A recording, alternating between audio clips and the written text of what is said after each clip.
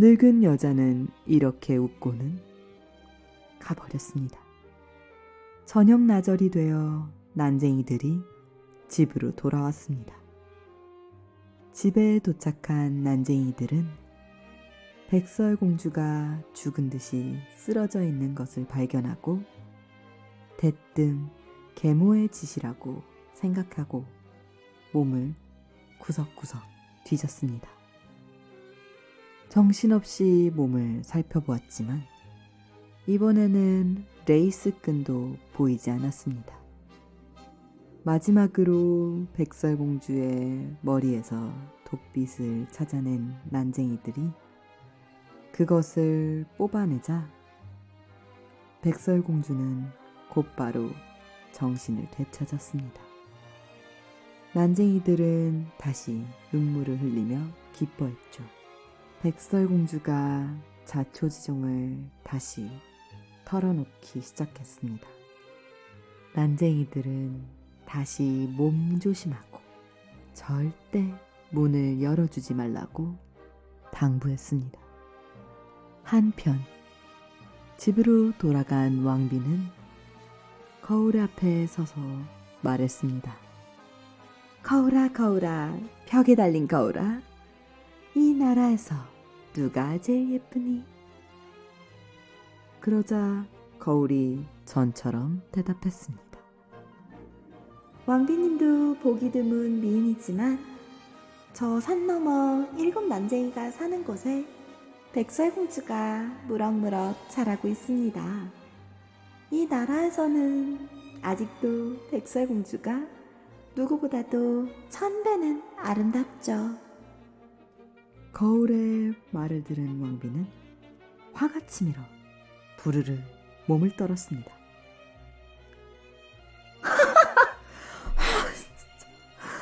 정말 끝까지 몇 번을 죽여도 되살아나네. 이 끈질긴 년을 어떡하지?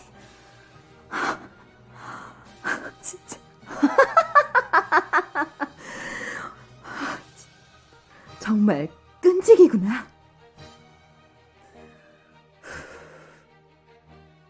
이제는 끝이야. 백설공주를 죽이고 말겠어. 설령 내가 죽는 한이 있더라도. 너는 그 요망한 악마 어떻게 해서든 죽여야 돼. 더 이제 지체할 수도 없어. 어떻게 죽여야 되지? 어떻게 확실히 죽이지? 생각해야 돼.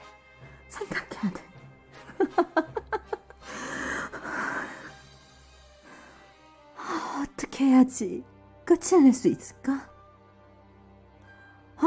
그래. 사과에 독을 묻히면 되겠네. 백설공주가 사과를 제일 좋아하는 건 너무나 잘 알고, 내 사과를 보면 틀림없이 먹고 싶어 견딜 수가 없을 거야. 그렇게 멀고 험한 산 속에 맛있는 사과가 있을까? 나 너무 천재인가 봐. 죽여버리는 너무나 좋은 방법이잖아. 백설공주, 이제 끝장을 내자구. 왕비는 아무도 들어가 본 적이 없는 외딴 비밀의 방으로 갔습니다. 그 방에서 왕비는 무서운 독사과를 만들었습니다. 겉에서 보면 하얗고 발그스름한 것이 아주 먹음직스러웠습니다. 그러나 침을 꼴깍 삼키면서 한 입 베어문 사람은 그 자리에서 죽게 됩니다. 사과가 준비가 되자 왕비는 시골 안악내로 변장을 한 다음 7개의 산을 넘어 7 난쟁이가 사는 오두막에 도착했습니다. 그리고 문을 쾅쾅 두드리자 백설공주가 창문으로 머리를 쏙 내밀고는 말했습니다. 안 돼요. 아무도 들여보내지 말랬어요.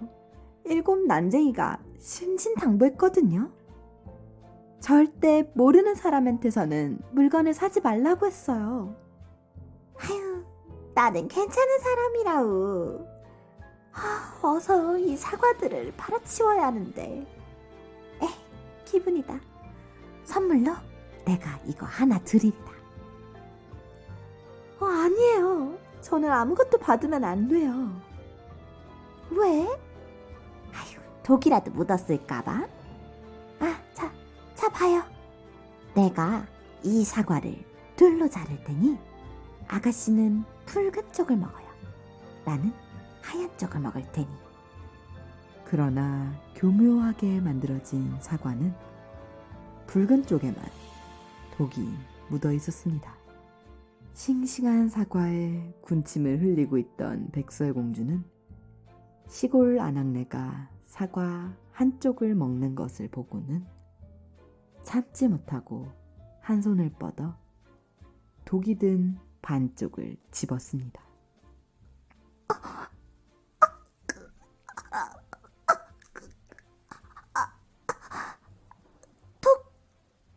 목이야. 숨이. 한 입 깨어물자마자 백설공주는 그대로 죽은 듯이 쓰러졌고 왕비는 모진 눈길로 백설공주를 쳐다보며 깔깔 웃었습니다.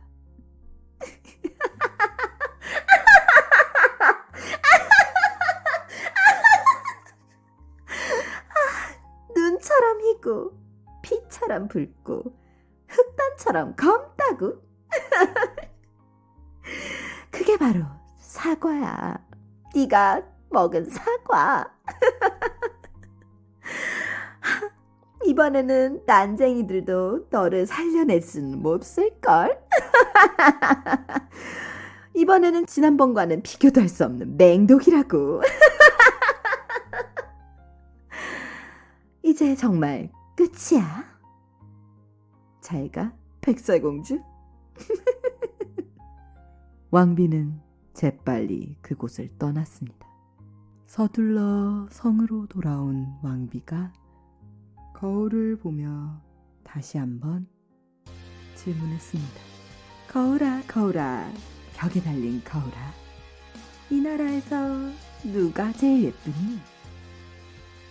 드디어 거울이 말했습니다. 지금은 왕비님이 제일 예쁩니다. 질투심 많은 왕비는 그제서야 만족했습니다. 그날 저녁, 여느 때처럼 집으로 돌아온 난쟁이들은 또 바닥에 쓰러져 있는 백설공주의 모습을 보고 깜짝 놀랐습니다. 역시 온몸을 뒤져보았지만 아무것도 발견할 수가 없었죠. 입술에서 숨이 새어나오지 않는 것으로 보아 죽은 것 같았습니다. 허리띠를 끄르고 머리를 빗어보고 물과 포도주로 몸을 씻겨도 보았지만 소용이 없었습니다. 불쌍한 백설공주는 죽어 있었습니다. 난쟁이들은 들장미 위에 공주의 몸을 누이고 가장자리에 둘러앉아 슬피 울었습니다. 그렇게 사흘을 꼬박 울었습니다. 마침내 난쟁이들은 백설공주를 묻기로 했습니다. 그러나 어여쁜 붉은 뼈나며 여전히 살아있을 때만큼 똑같은 모습이었죠. 공주의 얼굴은 마치 잠든 것 같았습니다. 그래서 난쟁이들은 장작을 쌓아 공주의 시체를 화장할까 생각도 했지만 선뜻 결심이 서지 않았습니다. 도저히 칙칙한 땅 속에 백설공주를 묻을 수가 없었던 난쟁이들은 고민 끝에 사방이 훤히 들여다 보이는 투명한 유리관을 준비했습니다. 난쟁이들은 백설공주를 그 안에 넣고 관 위에다가 금으로 이름을 써넣은 다음 공주였다고 밝혔습니다. 난쟁이들은 산 꼭대기로 관을 들고 와서 백설공주를 보며 울었습니다. 올빼미도 까마귀도 비둘기도 왔습니다. 백설공주는 아주 오랜 세월 관 속에 누워 있었지만 몸은 썩지 않았습니다. 여전히 눈처럼 희고 피처럼 붉고 흑단처럼 검은 그 모습은 마치 잠든 것 같았죠. 난쟁이들은 한 명씩 돌아가며 백설공주 옆에서 밤을 새워가며 보초를 섰습니다.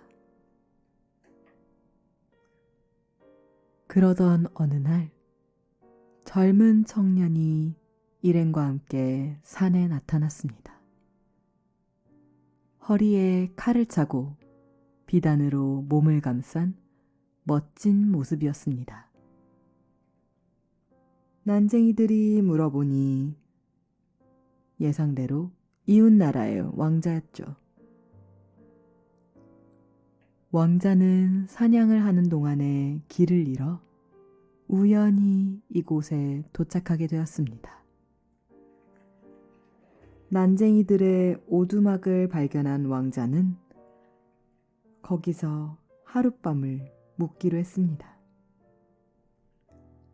난쟁이들은 왕자에게 식사를 대접하고 집에서 묵게 해주었죠. 산으로 올라간 왕자는 아름다운 백설공주가 누워있는 유리관을 보았습니다. 관 위에 금으로 적힌 글씨를 본 왕자는 그것에 대해 꼬치꼬치 캐물었고 난쟁이들은 그간의 사정을 자세히 설명해 주었습니다. 왕자는 돈을 얼마든지 지불할 테니 백설공주가 있는 그 유리관을 달라고 요청하였습니다. 그 말에 난쟁이들은 당치도 않다며 버럭 화를 냈죠. 그 아무리 많은 돈을 준다 해도 절대로 줄 생각이 없었습니다. 그래도 왕자는 포기하지 않았습니다. 이렇게 아름다운 공주를 늘 곁에 두고 바라볼 수만 있다면 그것만으로도 충분히 행복할 것이라고 얘기했습니다.